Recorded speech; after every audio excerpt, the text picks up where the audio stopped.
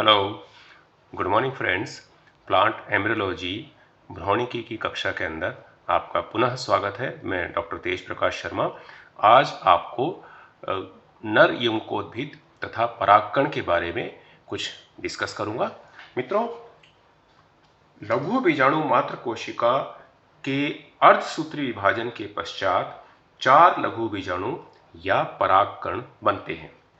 ये प्रारंभिक अवस्था में लघु बीजाणुधानी में चतुष्क के रूप में व्यवस्थित रहते हैं। यहाँ एक इंपॉर्टेंट एस्पेक्ट हम नोट करते हैं कि प्रत्येक लघु बीजाणु नर युग्मकोद्भिद की प्रथम कोशिका को निरूपित करता है। यानी यदि पूछा जाए कि नर युग्मकोद्भिद से हमारा क्या तात्पर्य है, तो हम बता सकते हैं कि लघु बीजाणुधानी में अर्धसूत्री विभाजन के पश्चात लघु बीजाणु मात्र कोशिका से बनने वाली जो चारों लघु बीजाणु कोशिकाएं हैं, प्रत्येक कोशिका नर युग्मकोद्भिद को निरूपित करती है। ठीक है मित्रों, पॉलन ग्रेन्स या लघु बीजाणु प्रारंभिक अवस्था के अंदर 4 कोशिकाओं के एक समूह या चतुष्क के रूप में व्यवस्थित रहते हैं। तत्पश्चात ये पॉलन ग्रेन्स एक दूसरे से पृथक हो जाते हैं और आकार में बड़े हो जाते हैं।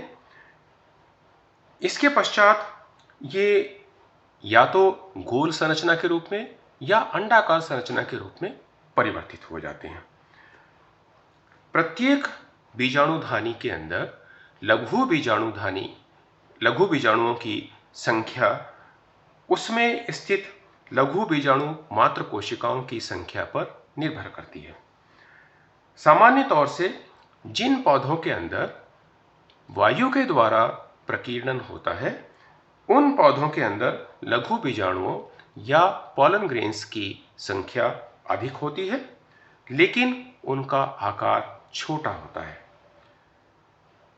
इन लघु बीजाणुओं या पॉलन ग्रेन्स की जो बाह्य भित्ति है वो चिकनी और स्मूथ होती है, जबकि वो पादप जिनके अंदर कीट के द्वारा या अन्य जीव के द्वारा परागण होता है, वहां पर पॉलन ग्रेन्स या लघु बीजाणुओं का आकार तुलनात्मक रूप से बड़ा होता है और उनकी संख्या कम होती है।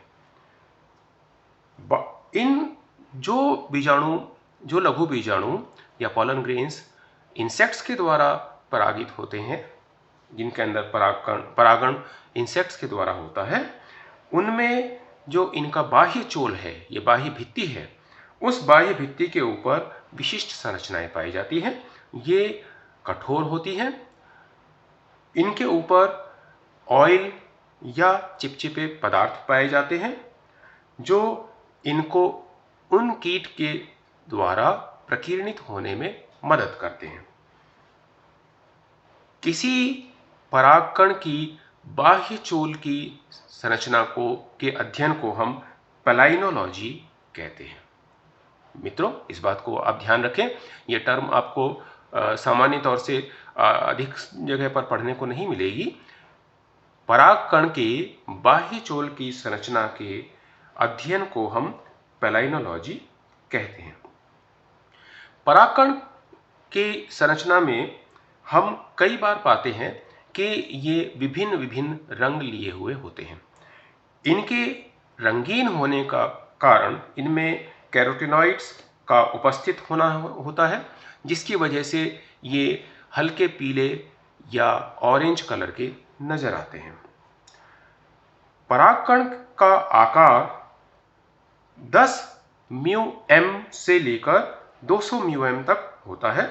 सबसे छोटा परागकण एक पौधे मायोसोटिस एल्पेस्टिस में पाया जाता है, जबकि सबसे बड़ा परागकण मिराबिलिस जलापा के अंदर, जिसका आकार है 200 μm। इसके पश्चात मित्रों, हम अब परागकण की संरचना के बारे में अध्ययन करते हैं। युग्मक जनन की प्रक्रिया में परागकण का केंद्रक विभाजित होकर एक छोटी लेंटिकुलर या मसूराकार जनन कोशिका तथा एक बड़ी कायिक कोशिका बनाता है। यहाँ आप इस डायग्राम के अंदर देख रहे हैं कि एक वेजिटेटिव न्यूक्लियस है तथा दूसरा जनरेटिव न्यूक्लियस है। जनन कोशिका के समसूत्री विभाजन से दो नर युग्मक बनते हैं। अब हम संरचना, बाह्य संरचना के या भित्ति के बारे में बात करते हैं। प्रत्येक परागकण का केंद्रक सघन कोशिकीय द्रव्य दो सुनिश्चित भित्तियों द्वारा घिरे होते हैं। यानी परागकण के बाहर दो परतीय भित्ति पाई जाती है। बाहरी भित्ति बाह्यचोल या एक्साइन कहलाती है, जबकि आंतरिक भित्ति अंतःचोल या इंटाइन कहलाती है। बाह्यचोल स्पोरोपोलेनिन नामक पदार्थ से निर्मित होती है। चूंकि स्पोरोपोलेनिन का जैविक अपघटन या हाइड्रोलिसिस आसानी से नहीं होता है, अतः यह परागकण को जल प्रतिरोधी बनाता है। इसी गुण के कारण परागकणों का जीवाश्म के रूप में भी पाया जाना संभव हो सका है। बाह्यचोल दो परतों एक्टेक्साइन और एंडेक्साइन में से निर्मित होती है। आप इस डायग्राम के अंदर देख सकते हैं कि बाह्यचोल के अंदर दो परतें हैं, एक्टेक्साइन और एंडेक्साइन। एक्टेक्साइन को पुनः तीन परतों के अंदर टेक्टम, बैक्यूलम और फुट परत के रूप में, यहां देखें डायग्राम के अंदर, टेक्टम, बैक्यूलम तथा फुट लेयर या फुट परत के रूप में विभक्त किया जा सकता है। अंतःचोल पेक्टिन व सेल्यूलोज से निर्मित परत होती है। अंतःचोल आप यहां देख रहे हैं, इंटेक्साइन अंतःचोल, ये रासायनिक रूप से पेक्टिन तथा सेल्यूलोज से बना होता है। इसमें सेल्यूलोज के तंतु परागकण के सतह के समानांतर रूप से व्यवस्थित होते हैं। आप यहां देखें, समानांतर रेखाओं के रूप में इसको निरूपित किया गया है कि ये जो सेल्यूलोज के कण हैं, ये इन समानांतर रेखाओं की तरह से व्यवस्थित होते हैं। परागकण में जिन स्थानों पर जनन छिद्र होते हैं, अंतःचोल में उन बिंदुओं के समीप कुछ एंजाइमी प्रोटीन या एंजाइमेटिक प्रोटीन्स पाए जाते हैं। अनेक कीट परागित जातियों के परागकणों की सतह पर एक तेलीय परत या ऑयली लेयर पाई जाती है, जिसे पॉलन किट कहते हैं। परागकणों का चिपचिपापन तथा उनकी विशेष गंध इस पॉलन किट के कारण होती है। इस तेलीय परत के लिए आवश्यक पदार्थों का संश्लेषण टेपेटम कोशिकाओं के द्वारा किया जाता है। पिछली कक्षा के अंदर मैंने आपको टेपेटम के बारे में, संरचना के बारे में तथा कार्यों के बारे में बताया।